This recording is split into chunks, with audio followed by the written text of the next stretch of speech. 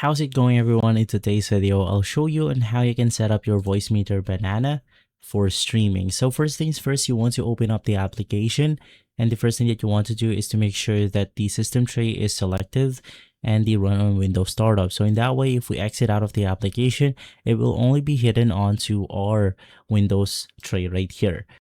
Right after, head over to the sound setting of your Windows and just make sure that Voicemeeter is enabled.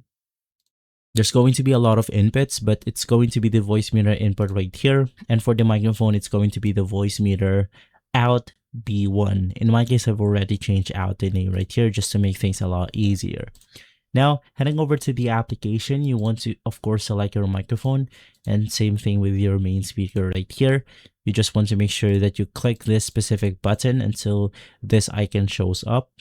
And then for the microphone, you want to make sure that the B is enabled. So in that way, there's an output of our microphone. And if you want to hear yourself, you just want to press the A button right here. You have the ability to select mono, single output, or mute button. Now for fader gain, this is just a way to increase the level or the volume of your microphone, so you could adjust this accordingly. And for the audibility, this is going to be your mic threshold. So if you want to set it really high, so in that way it won't register small noises or low decibel sound, you could just go ahead and set this the way you want to. And same thing for the color panel.